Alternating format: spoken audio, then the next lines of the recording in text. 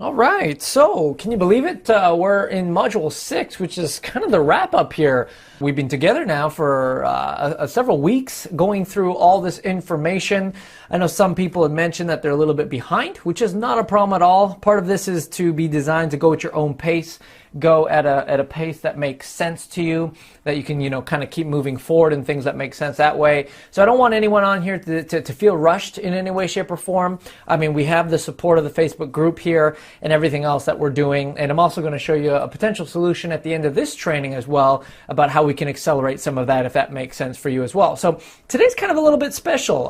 We're not going to do a traditional training like we have been doing in the past, in the traditional sense, where I have a big, huge slide deck, and we're going to actually teach and train. What we're going to do is we're going to start with a couple of over-the-shoulder looks. So first we're going to start with a case study, and I'm going to show you literally thought for thought and stroke by stroke on how we design from scratch all the way to a current working ad campaign with one of my clients so far, and walk you through the exact process that we did that utilizing literally all of the modules that we've discussed already here in this lesson. So we're going to do that. I'm going to show you that case study. Then I'm going to show you a couple of over-the-shoulder looks at a couple of ad accounts that I'm currently managing right now. One that's working phenomenally, one that's working pretty good, and one that didn't work so well. And the reason why I wanted to show you all of those was so you can, A, realize that not everything works perfectly all the time. I hope you can appreciate that. And then also, secondly, so that you could get a sense, what is considered as a good campaign, a kind of mediocre campaign, and something that didn't quite work out the way that we wanted to. So, and then lastly, we're going to go over a couple of housekeeping matters about what to expect next, what kind of support you can continue to receive. I also want to get people booked into their one-on-one strategy session calls with me so I can work with you and get some stuff specific to that. So hopefully that'll be great. Okay, so here we go. I want to start with a case study here. A case study of a client of mine who I literally took them to, and you could see through my thought process of what I did personally with this person, utilizing all of the 6 modules that we've gone over here in the Facebook Floodgate system. Now, this client of mine, you've probably heard me refer to him in the past because he's a kind of a highlight of some of the case studies and some of the examples that we've used in this training. Now, just to get you caught up on who he is, Chris started off as a personal trainer. So he was training people in the fitness field, and he was very, very good at his job, helping tons of people lose weight, get fit, feel good about working out, and that sort of thing. Then he took a second step of his life, a second phase of his life, where he dove into actually opening up his own gym. Now, not a traditional commercial gym that you might, be used to and see, these big box gyms, but his own kind of personal box gym, and started taking on clients that way. So he took that next step. He started his own gym. He started taking on physical clients. And then in that process, he worked with some great mentors, and he really blew up his business, and he had a very, very successful business, in fact, which he continues to do today. Now, in the midst of that, he also said, well, hey, look, I'm sure that there are other fitness trainers out there or personal trainers out there who are probably struggling with their business. And you know what? I've learned a lot here, and I've done quite well for myself. Why don't I start a coaching program and an information business that helps other coaches and personal trainers and gym owners out? So remember, going all the way back to module number 1, here's where we're talking about identifying the market. And so Chris looked at his situation, he looked at his life story, he looked at what he was able to accomplish in his own life, he looked at all the successes he had, and then he said, well, you know what, I want to reach people who are just like me. I want to reach my target market. And so to him, again, that was personal trainers and gym owners. Okay, so again, we're talking about here understanding who your target market is. Now, and I'm going to show you exactly what we did when it came to identifying his market. Again, this is the same stuff that we taught earlier in this program in earlier modules about identifying your market, and it started with utilizing graph search to find out who his target market was. Now, fortunately, he knew some of the kind of the leading influencers in his space, people who are training other fitness owners. And in this case, there was a gentleman by the, I can't, to be honest with you, I can't like fully pronounce his name there. but it's Bedros Kukulilian, or however you pronounce that. But we identified that he was a leader and an influencer in kind of the fitness training space, training other fitness owners. So like we do, we've identified him as an influencer, and we just started to do our typical graph searching. So in this case, I'll show you exactly what I did. I said pages liked by people who like this gentleman. And so Facebook's just going to take a second here to kind of boot that up and find that for us. And so we started to identify here, just starting from graph search, certain pages that were similar, liked by people who like this gentleman here. Now, Frank Kern, obviously, I know is a marketer, so that's an interesting point here. Now, here's an interesting point, the Personal Trainer Development Center. Now, I don't know about you, but that sounds like it's a pretty close fit to the type of person that Chris was looking for. Again, Chris was looking for people who are personal trainers and gym owners, and here we actually have a company called the Personal Trainer Development Center, which is a organization that works with and helps personal trainers build their business. And look at this, we have 150,415 people who like this page.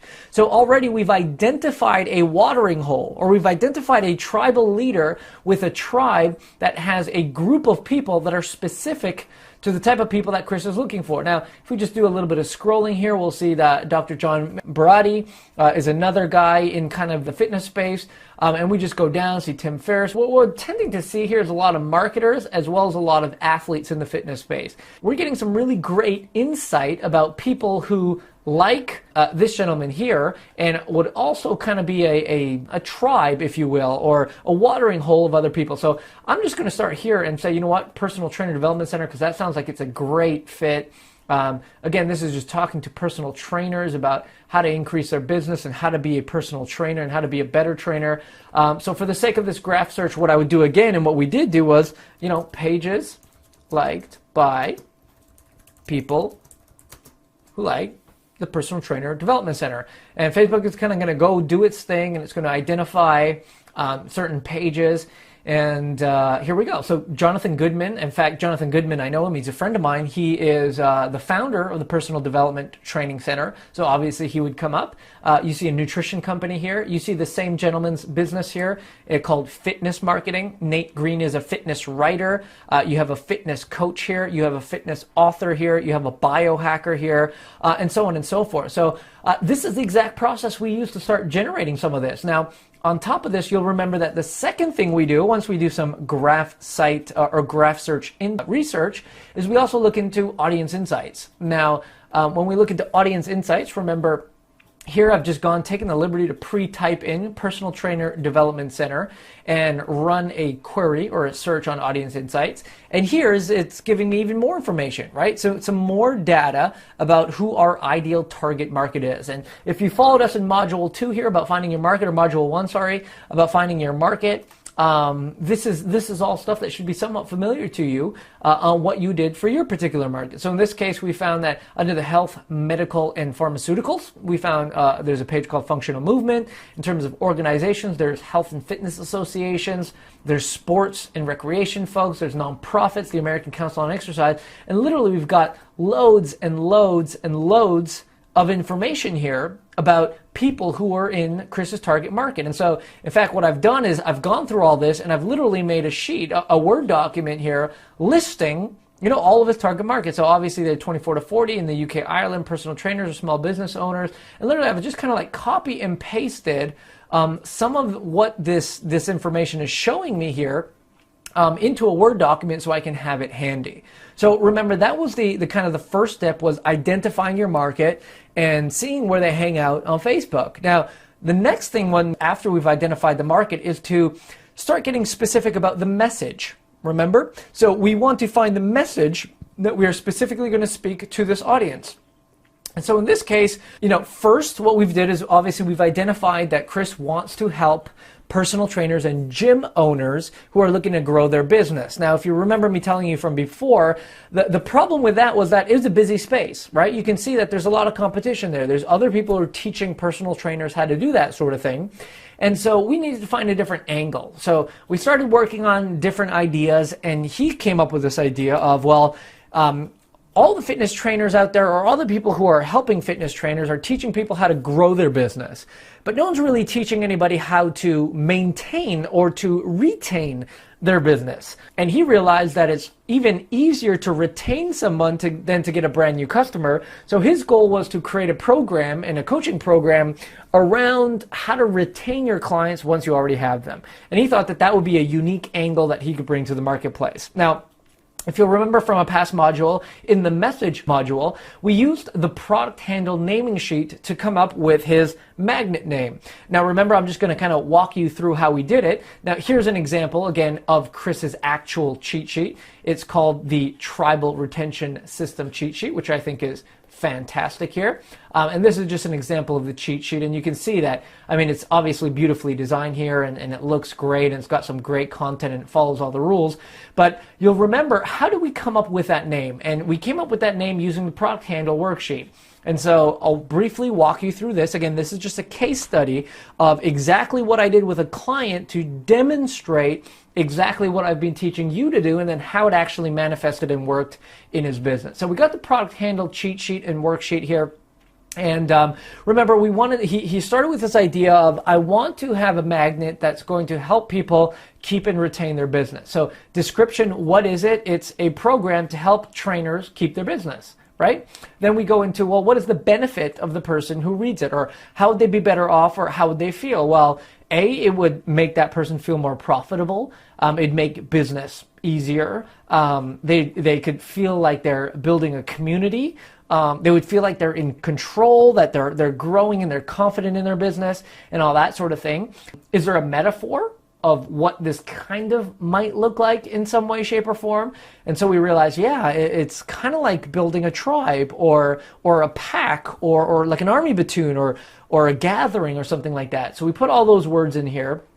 And then what we did was we just started to circle words that kind of stuck out to us, right? So we realized that, tribal was a good word. We realized that community was a good word. Confidence was a good word. So we circled all these words and we identified 3 of the top keywords that stood out from this exercise here. We then looked at some technical words that possibly made sense, and we started playing around with options, right? So let's say we could call it like the confidence approach. That doesn't really make sense, right? The confidence booster. That actually sounds a little bit better, but it doesn't speak, specifically to fitness owners. And so we looked through some of the technical words that we could use, and we put the top 3 technical words in here, and then we just followed the simple formula of every name starts with the word the. It has 1 or 2 keywords, 1 technical word, and then we stop it with a TM. So in this case, we could say the confidence advantage process, right? And we say, oh, well, that doesn't really sound good. So what about the tribal building matrix? Well, that sounds a little bit better. And we kind of worked through it a couple times until we came up with the final result of being the tribal retention system cheat sheet. Right? And so once we kind of built that, it made sense and it sounded good. Then we, literally went to kind of like Fiverr and one of these cheaper sites who can like literally create a cover for us there, have a great looking cover, put all the content in place, and make it really good, right? And so you'll remember that was the market, and then we had the message, and then also beyond the message, right, we have a magnet. What are some of the elements belong to that? So you'll remember that from the magnet module. And then now let's look at how we pieced all this together. We identified who the market was. On top of that, we got clear on what the message was. Then we created a magnet, and then now we're looking to execute on a mechanism. So you'll remember here from the mechanism module that we have an outline or a template here that you can literally follow. We have the example on the one side, and then below it we have the actual Facebook ad builder that you could print out and kind of test around with some ad stuff. And I'll just show you the example that we did for Chris. So again, remember, we always say start with a question. So we started with a question, right? Then again, this is a review, so I don't want to go into too much depth here. We had an urgency clause. We named the magnet. We stated the benefit that you got from it. We built a call to action. What was the call to action? We put a hyperlink. We created an image. We followed a free download headline process, supporting benefit, a call to action, and we put the button there. Again, all we did was we followed this template here, which I've included in module 4 on Mechanism. You can go ahead and download that template and use it for yourself if you already haven't. And you should probably have a Word document of this as well. And so we just created this literally. Here's the ad, literally sitting in his ad account manager. And you can see from what we've done, it's created 449 clicks so far. It's generated 145 leads, 64 page likes, 59 other actions, right? So that you can see there. And now remember, when you click on this ad, it takes you to a landing page. So there I showed you what the landing page builder is like. And so again, if you look in the Mechanism module, I've included a template of how to set up your landing page. And so we simply followed the module. Here's the example. And then here's the actual real life example of how it's built in Leadpages. Now we went ahead a little bit further and we kind of did a couple of different variations of it, as you can see here. So that was another variation that we tested with it. That's another variation that we tested with it. So you can see it's all the same naming, it's the same everything. We're just playing around with some images and testing what else is working there. Here you can see the analytics that Leadpages actually provides you. So those were our 3 examples, and we're looking at which one is performing best. So currently we're saying that black and white, BW black and white, so that would be, this example here is outperforming the other 2 by a small margin there. And that's the beauty of a Leadpages. It kind of does all this work for you so you don't have to worry, and we're using templates there. All we did here was exactly what I revealed in the previous module, the Mechanism module, about filling out this template here, the anatomy of a perfect landing page, right? So we filled this all out, we built it together, we put it in Leadpages, and here you go, right? And so we're seeing right now that this one is currently at a 45% opt-in rate. He's collected 1,158 leads total from 2,555 people who've seen this. Now, what we've done from here, we've tested to see what was working. So at some point, you'll remember from the Slippery Slopes module, we tested tripwires. So some of these are tripwires, some of these are strategy sessions. You can see in the account here what's going on.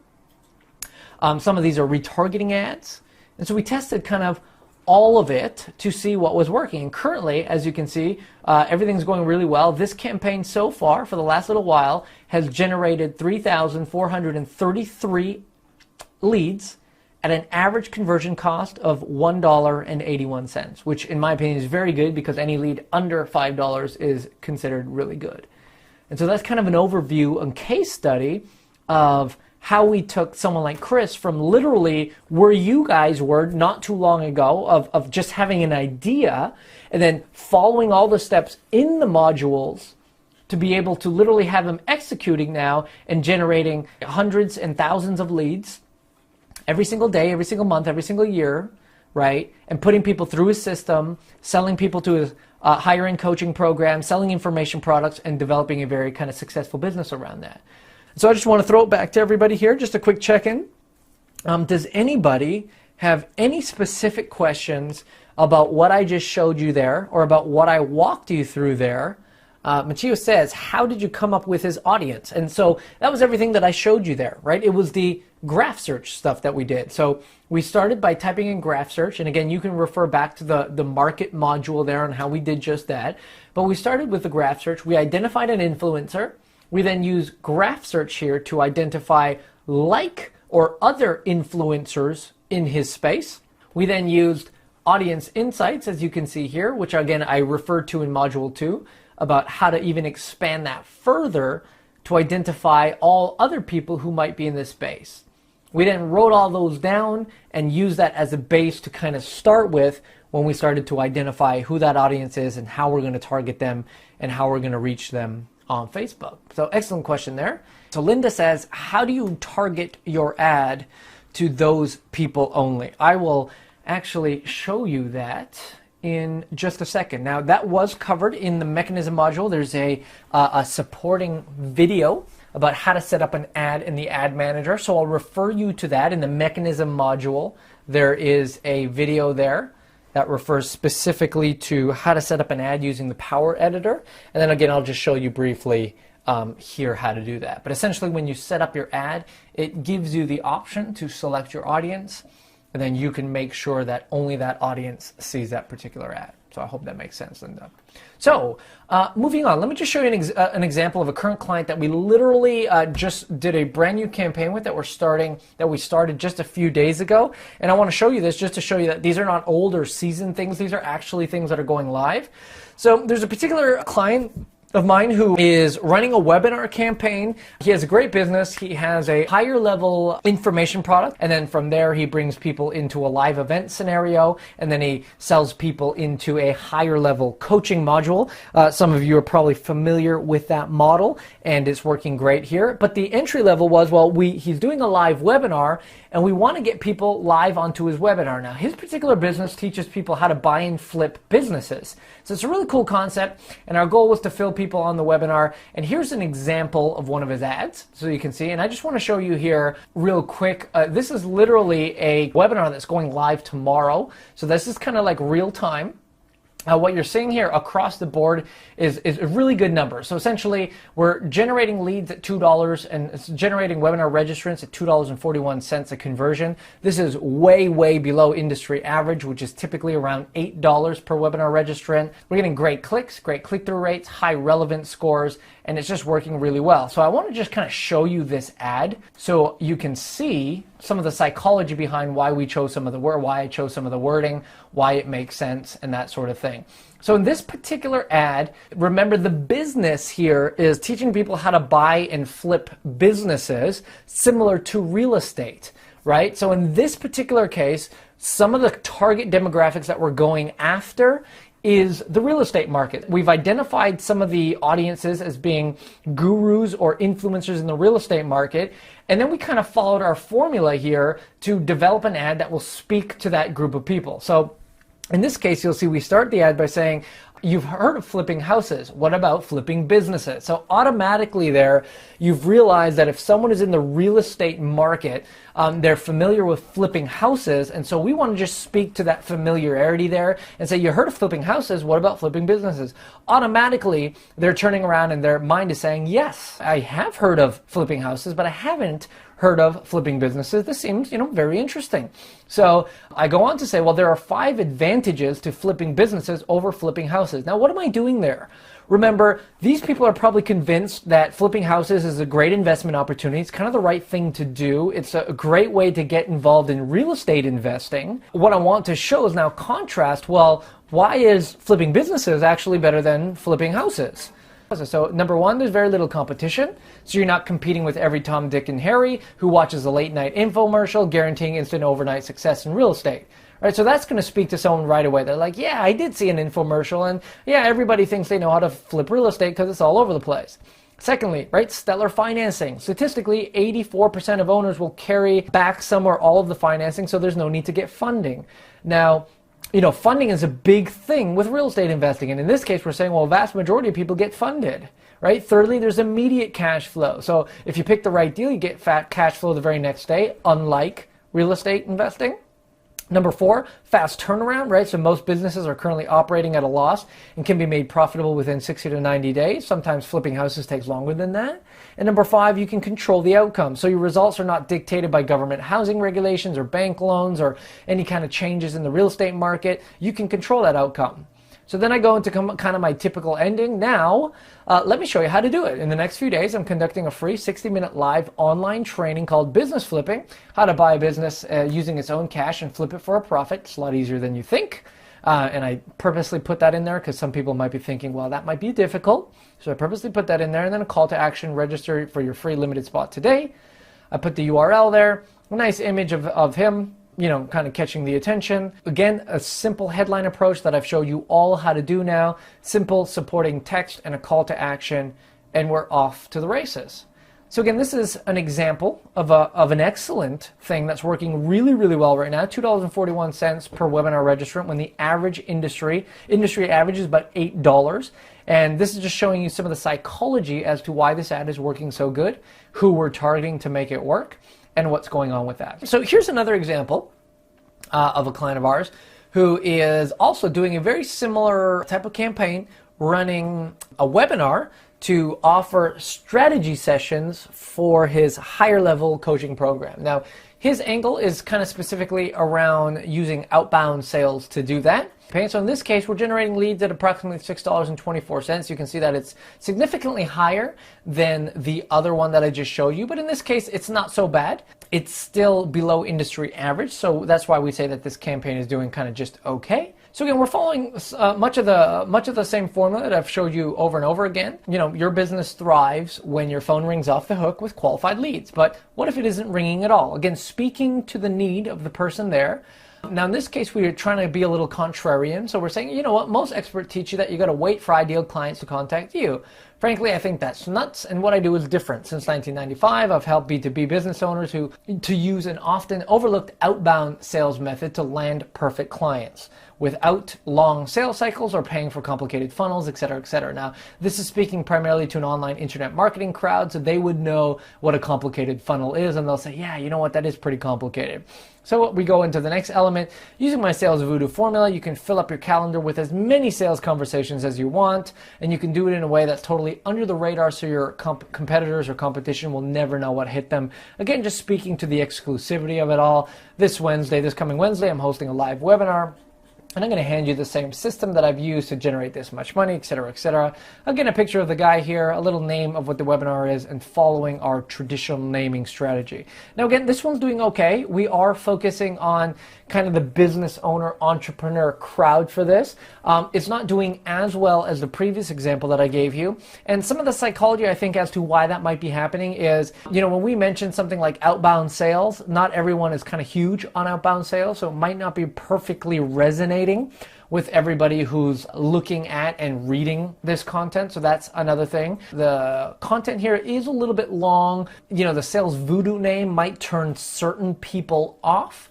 And so I think all of these have a little bit of an element as to why this might not be performing as well. And I think if we were going to tweak this campaign, what we do is maybe change the name of the webinar, maybe remove some of the outbound sales talk, and we'd pique a little more curiosity using some other types of naming conventions and other type of copy. And I think that would help get our cost back down a little bit. So now let me show you an example of something similar, just to keep in light of everything that we've been talking about so far, of a campaign that didn't do so well. And so as you can see here, this was a campaign that we ran for a client who was running a webinar on what he calls the hyperlist method, and it's how to generate a list on Facebook, for example. And let me just show you kind of how this went. Now, as you can see, this one didn't do so well. We were creating webinar conversions or webinar registrants at $46.82.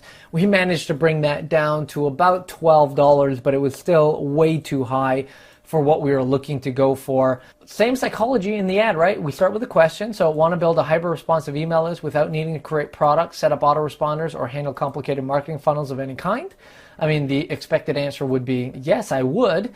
And then we talk about, you've probably heard that it's all in the list, which is true. The problem is that it's not that easy to do. We go into speaking to some of it, then we invite them to the webinar, we have the link, and we follow through with that. So what do you think potentially went wrong with this one? In fact, rather than me giving you the answer of what I believe went necessarily wrong with this one and some of the tweaks that we wanted to make with that, let me kind of turn it over to you and ask you, now that you've seen the previous two models, what might you think happened here? Or what might you think may have went wrong here? Or why do you think the cost per conversion or for a webinar registrant is so high with this particular lead? I just want to see people kind of chiming in. Karen says, too much technical talk and a vague name. That's a great point, Karen. Yeah, it is kind of like really technical. I know what we were trying to reach out to were people who probably understood the jargon. So that's true. It was a little too technical. I think we just lost people in it. And the name is very vague, right? The hyperlist method, no one really knows what that is, right? What does it mean, hyperlist method? The naming sequence was definitely off, and that could have been changed. Henry says the name. Yeah, I agree. Again, the hyperlist method. If you were just to read that and that alone, it kind of wouldn't make sense. So there probably should have been a little bit of a better name. that could have been chosen there? Does anyone else have any other ideas? My 2 cents are a couple things. I agree. Too much technical jargon. So that, we got a couple. Linda says, the picture looks a little laid back for marketing, and I would assume more professional look, too wordy. That's a good point. What we were trying to test here was kind of this like internet lifestyle, right? That was the whole thing, and see how that worked. And obviously it didn't. People were kind of probably more interested in seeing something happen. Yeah, again, Phyllis says, I think the imagery is too casual because it's a business ad. This is a great point. Both of you nailed it on the head with that. A couple of other things besides everything that everyone has mentioned there. So the name, obviously a little too technical on the jargon, very casual imagery. I would say even something as simple as putting sunglasses in the image where you can't see the person's eyes. I mean, eyes speak trust for a lot of people. In the previous examples, we showed the eyes of the people, and you got a close-up of their face, and you can see them, who they are like. People don't really like images with sunglasses. It kind of feels like someone's hiding from something. So that's it. Yeah, the text is a little bit long. We could have probably broken up this paragraph so that it read a little bit better, because that's a really big chunk of text, and if you were just scanning, maybe that would not work so well. And on top of that, I think what we realized, and what I realized anyways, was people are not so interested in sitting on a webinar for list building.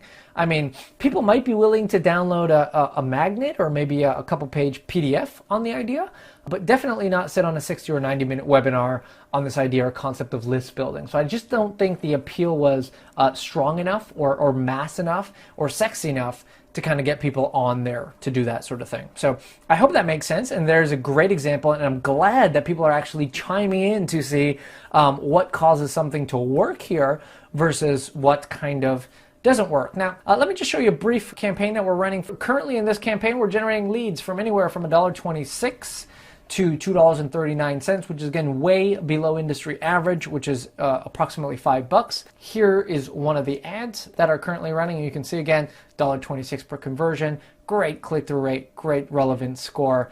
It just speaks volumes, and it's doing really well. Do you want to discover how to take your life's story and turn it into a fulfilling and thriving business?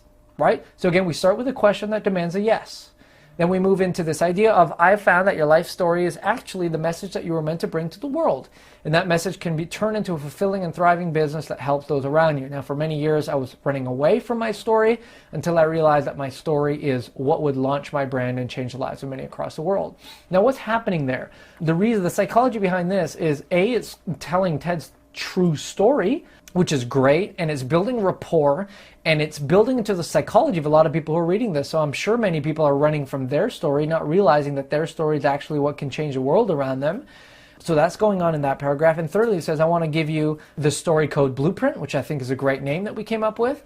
I'll walk you through 3 simple steps to uncover your story and your message to build your brand and business. Click here to download now. And we follow the same sort of naming conventions there. We played around with different images, different wording. This one particularly seems to be working quite well. And we have a couple of other images that we've worked with. But again, it just kind of, if a picture is worth 1,000 words, what is the picture telling the story of? In this case, it's like a story that's got some magic behind it, some feel, some essence, some nuance. So that's kind of the idea behind the image there.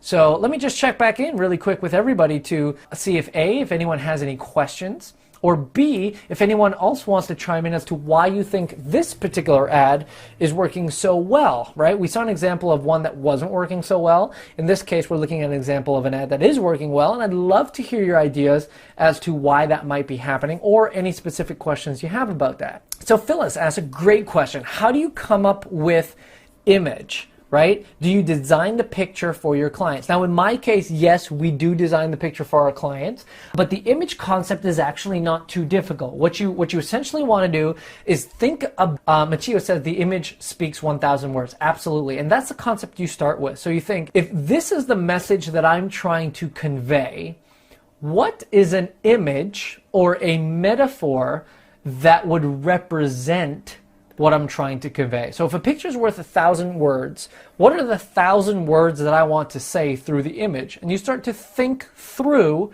what those images might be, right? So when I think of story or life story, one of the first images that came to my mind was, well, a book, right? But not just any old book, because that would kind of portray reading. I would think like a book that comes to life, right? So that would be your life story, a book that comes to life. So you would go into like royalty-free images and just buy those images to use for these types of purposes.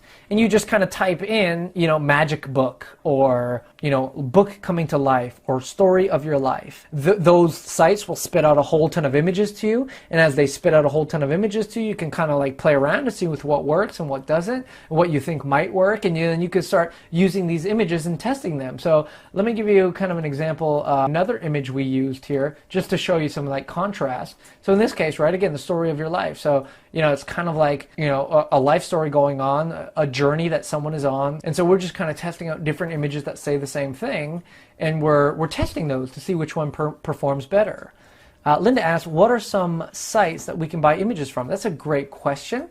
I mean, the easiest thing to do is just to Google royalty-free images. You start to see, so iStock Photos is kind of the number one. It's kind of like the 800-pound gorilla. So that's a great one. Shutterstock.com is another one. Getty Images is good. They're a little expensive, but they're good. Image Source, right? iStock Photos come up. Getty Images again, Shutterstock.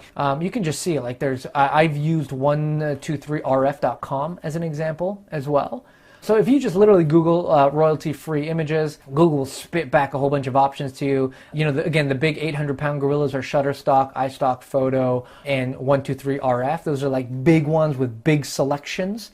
So that's good. You can also go with some of the smaller ones and that sort of thing. So there's tons of options when it comes to royalty-free images. So you can just kind of Google those and select what works best for you. Phyllis says, don't lift Getty Images as they will come back to haunt you. My friend had to pay $900 for an image she got without paying for it. Yes, that's very important. Getty Images is absolutely ruthless when you are utilizing one of their royalty images without permission. So that's the last thing you want to do. Just be careful with taking Getty Images. If they ever find you using one of their images in anything that you do without their permission or without paying for it and that sort of thing. So just be careful when you're doing image selection. Make sure either you own the rights to your own images, which are easy to do when you're doing stuff with your own image on it, right? Those are easy to do. So you may want to consider that for branding purposes. Or if you're going to play around with other types of images, then you just want to make sure that you have the rights to use those images, either through one of these sites, the royalty-free type images, which will help you that way, or you're using one of your own images. So just kind of be clear on that. Any other questions about, Phyllis says, how do you protect your own images? To be honest with you, you could upload images to these royalty-free image places and say that you're willing to let other people use your images for a fee. If you don't want anyone using your images, it's kind of hard to do. You got to kind of be patrolling to see if anybody's going to use your images. And if you do, you can be nice about it, send them a letter and say, hey, excuse me, I own that image. You can't use it. And usually most people are cool with it. I mean, if you want to get really legal about it, that can become a little bit of a mess. But technically, any image that's yours that you own is already protected as long as you can prove that you're the source of that. So, Phyllis, I hope that answers that question. Henry says, did you post the templates for these ads? Yeah, the templates are in the template ad builder under the mechanism module. You'll see some of the templates that we use in general there. Which is the same convention, same naming convention and same ad creation convention that I use all the time. I mean, I just throw in a little variations here and there, based on kind of emotional ties or, rapport statements or speaking to my audience, but the templates are all in the module. Awesome. Okay, so that was fantastic. We got one more quick hot seat that we want to do here.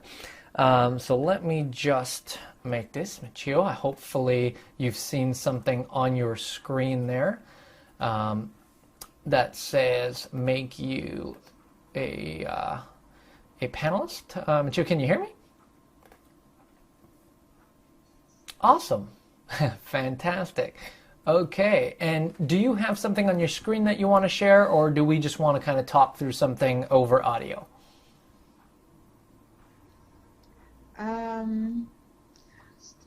First, start out with talking because I'm still having difficulty getting my audience. Right. Okay. So let's actually look at that together. So I'm hoping everybody can see my screen here. Tell me, let's together, maybe this is what we could focus on this particular element with you on, is tell me a little bit about your audience. Who are we going after? What are the types of people that we're looking for? And have you identified any influencers who are currently in your space? Identified, well, let's see, my audience will be midlife professional people, Right. who wants to change and transform their life.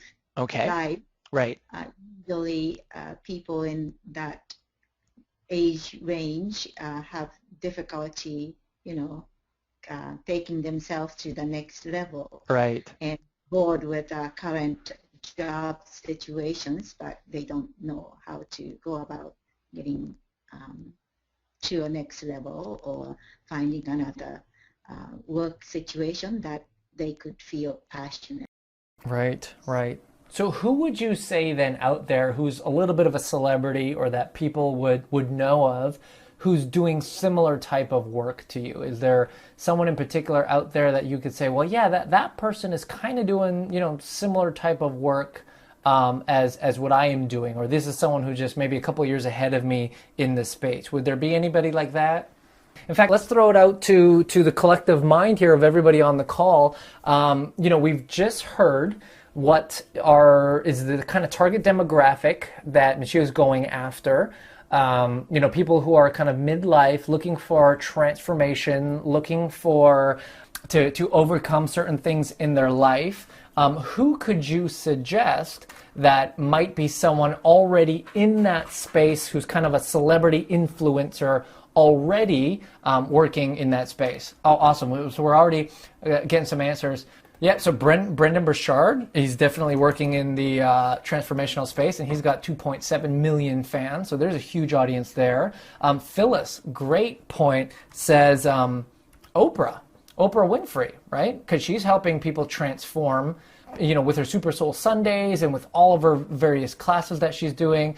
You can even see here that she has a recent interview with Arianna Huffington on the book Thrive. It's a Super Soul episode. She's got 10 million fans, so that's a great example. Thank you, Phyllis, for that. That's a great point. Linda says Tony Robbins. Obviously, Tony's in the transformational space. So we have kind of like Tony Robbins there, so that's an excellent resource. Obviously, he's working on mastery and helping people change and transform their life. Linda also says Jack Canfield, which is another great, and here we have just under 1 million, so 747,000 people there. And Jack is very big. I mean, obviously, co-author of The Chicken Soup for the Soul. We can just tell right off the bat, you only have control over 3 things in your life: the thoughts you think, the images you visualize, and the actions that you take. So he's obviously in the transformational space, helping people with that. Is there anybody else had those were great recommendations. Did that help at all, Michio, so of certain people that we can start to target and focus on when we're trying to identify the audience? Jack Canfield and Oprah and who else? Oh, Brendan Burchard. Brendan Burchard and Tony Robbins. And even if we started with Jack Canfield, if we look at one of the previous modules about finding your market, we can type in something like pages liked by people who like Jack Canfield. And so let's just see what comes up here real quick. And Facebook's just going to give us some great information. So Tony Robbins, obviously. John Assaraf. Yeah, we forgot about him. He's great. T. Harv Eker. Are you familiar with T. Harv Eker? Okay, so he's another guy definitely in the transformational field. Jim Rohn, obviously. Brian Tracy. There's Brendan. We already talked about him. Mark Victor Hansen, right? Co-author of Chicken Soup for the Soul. Les Brown. Darren Hardy, author of Success Magazine, or chief editor of Success Magazine. Dr. Wayne Dyer. Michael Beckwith. We've just identified probably millions and millions of people through their audiences, right? Tony has 1.5 here. John Assaraf has 400,000. Harv Eker has about 400,000. So we're tapping into some audiences here of people who are probably in a similar field as you and whose audiences would be interested in what it is that you particularly probably have to offer. So does that help at all in terms of, I know you were, really trying to nail in on people you could reach in your audience. Does that help at all there? Yes, this one is very helpful, but what I'm having difficulty is setting up the people, Right. audience for my website, not website, Facebook. For your ads, you mean? Yes. Okay, we'll just end this portion with this. Michio, I'll show you how to do this. And then, of course, we have our one-on-one call coming up. So I'll definitely be able to help you. And during that time, I'll definitely help you with that. But just to kind of like show people what's going on here, let's say we're looking at audiences, right? So here, Michio will say that, again, let's say Oprah was one of the people that we can kind of target, right? So we got Oprah Winfrey. In fact, let's say Oprah Winfrey.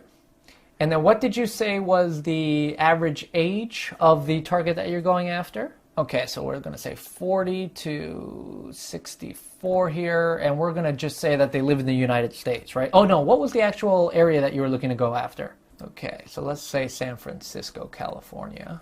Well, just to show you here, right? Let's say San Francisco plus 50 miles radius, which would kind of cover a bit of the Bay Area, right? Do you agree? So if we just said here, we're looking at locations, United States, California, San Francisco, and 50-mile radius around that. And then we're looking at an age group between 40 and 64. Are we looking at men, women, or all? Okay, so we'll say all, and we'll say people who are interested in Oprah Winfrey, because she's obviously operating in the same type of field. So what we've automatically identified here, as you can see in the top right, is 52,000 people who fit that category. Right? And that's just Oprah Winfrey. So let's say it was maybe Tony Robbins, just for the sake of the example, because he's in the space as well. So Tony Robbins, people who like Tony Robbins in the ages of 40 to 64, both men and women, in the San Francisco Bay Area plus 50-mile radius identifies 24,000 people. Okay, and then we'll just do one more for the sake of this example. So let's say Jack Canfield, because we talked about him. So Jack Canfield, same San Francisco plus 50-mile radius, men and women between the ages of 40 and 64 in this Bay Area, again, is 15,000 people.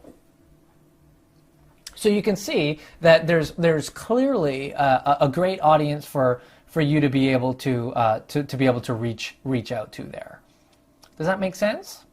Yeah, so what I'll do is, Michio, for when we're on our call, we'll do a Skype, and I'll share my screen with you, and I can help you do all of this for you, so you can see how to do it. But I just wanted to, I know, and for the sake of everybody learning from this, and let me just throw it back out to the collective conscious, everyone on here. Are you seeing here how you can start to narrow in on a very, very particular audience, even to be geographical specific? Michio, I think your struggle might be similar to other people's struggle on how to nail in on a very specific audience. Yes, Phyllis says yes. Henry says yes. Linda says yes. Very helpful. So awesome.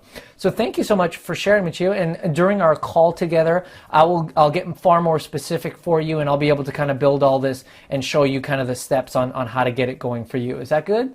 All right. So I see a couple of questions coming in, which is awesome. First, Henry says, how do you tap into all the influencers into your audience? Henry, that would be kind of the market module on using graph search and audience insights to be able to do that. And so again, we can talk further about that, but that's all covered in the market module. Do you suggest one influencer at a time? My answer is yes. Always do one influencer at a time. And the reason for that is because it allows you to see how well the different influencers and their fans perform for you. So if you kind of do, doesn't mean you have to do them one at a time, but you do want to keep them separated as one at a time. Because that way, if you're running like 5 different ads and each is to a different influencer, that's going to be able to let you know which fan base is going to be working best for you. I hope that makes sense. Another question here, do you suggest I focus on geographical locations and areas? My general answer to that is no, unless you have to. And so if you're holding a local event, let's say like Linda is, which is a local event, then of course you want to focus in on a very specific geographical area. If your lead magnet is open for everybody, then I would definitely open up to the entire United States, or maybe even further to English-speaking countries, i.e. Canada, USA, Australia, the UK. Those are kind of the top English-speaking countries, first world English-speaking countries that you can target. At the very least, I would say United States, and then you can expand that out further. So I hope that makes sense. Only go geographical location if you must, because of the type of offer that you're having. Any other questions real quick? I want to open it up to Q&A. Okay, so I haven't seen any questions come in, and I am just going to take us to the last slide.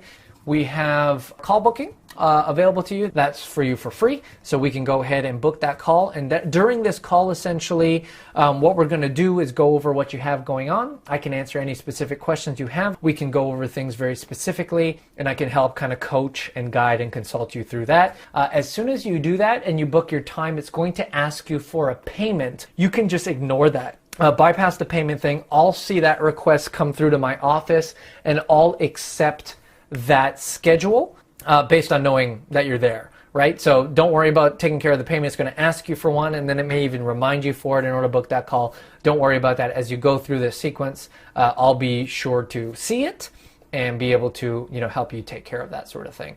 And that way we can book some calls over the next little while. I can work with you, give you some advice, some coaching, consulting specifically on what you've done there, and help you out that way. So make sure you're all kind of chimed into that. Let me know if you have any questions about anything, and we'll make sure to help take care of all that. And thank you so much. Hopefully you learned some tons from it.